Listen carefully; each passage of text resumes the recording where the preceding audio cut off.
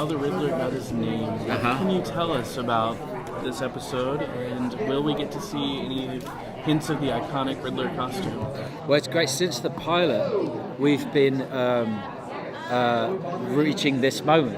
So if you look at the genesis of this character from the time he walked into GCPD as the medical examiner, to now, it's been a real slow, almost invisible turn of dressing Corey differently, doing his hair differently, different glasses, different, like just Easter egg after Easter egg after Easter egg. So it's kind of like, it's not a sudden thing that I'm this thing. It just suddenly, it fits.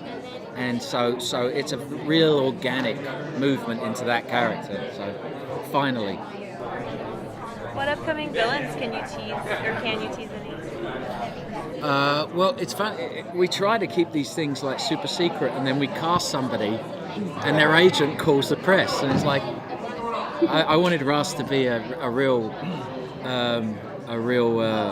surprise to everybody. It's a great intro for him. It's great to have somebody in the canon that is so important and so iconic and so above Batman. I don't say that in a power way. I say that as in age and in experience.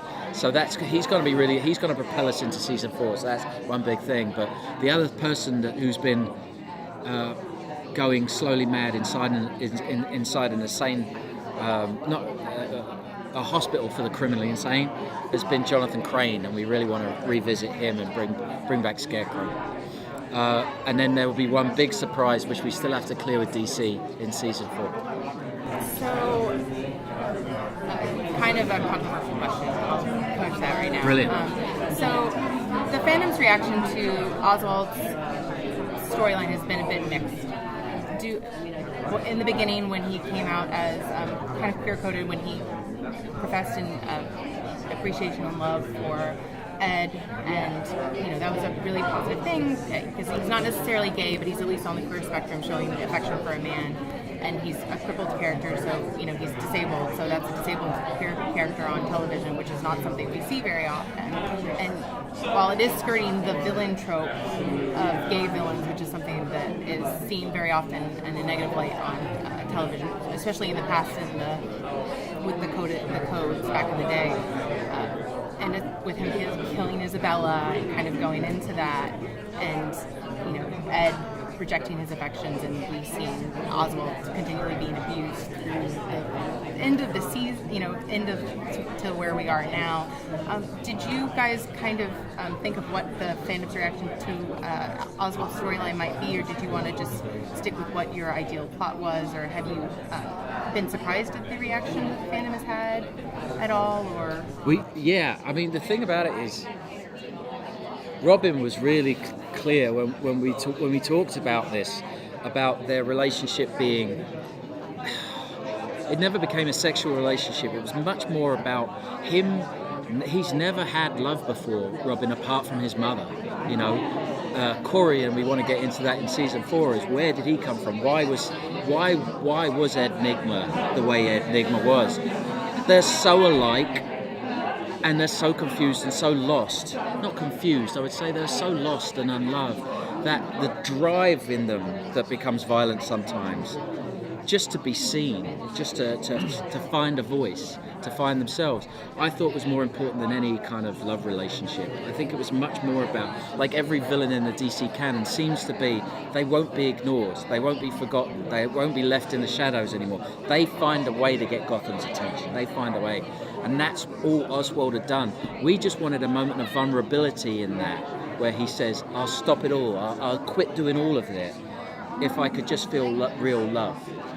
And we said, of course, we can't give him that because it's the end of the character. But we wanted him at least to ask for it. So that was all we were genuinely trying to do. And Robin was really clear about, how he wanted to portray all of that. And I thought he did a good job. I don't know, sometimes we get wrapped up too much in worrying about world outside of Gotham, which is, it's an alternative reality, which is a broad, loud play that we just want everybody to be invited to, and the more colour the better, the more strangeness the better, the more pain the better, the more everything. It's just a massive melting pot of emotion and feelings. We don't think about it too much. Anything goes in that, as far as we're concerned. So sometimes we're always going to go down a road where people will object or want it to be something else. It's just like, all you can do is throw your hands up and say, we love you, do you love us? If you don't, that's cool. It's just, we just have to, one singer, one song is what somebody said to me, is like when everybody's singing it differently at the same time, doesn't make any sense. If you just let somebody sing it, if they mess it up or do a different version, not the way you want it to, at least let them sing, you'll never know what it's like otherwise. So, when a writer goes to do an episode, you've got to go, make it yours, man. It's like, we love you, we support you no matter what. And not everyone does, but it's very important to us, being a very diverse room of writers. It's very important to us that we just keep Gotham being that place where anything goes, for good, for bad. It's interesting, it's beautiful, it's vibrant, it's what I want any city to be. However dangerous it gets sometimes, that's half the fun. What's good about it is best night you'll ever have out being Gotham City.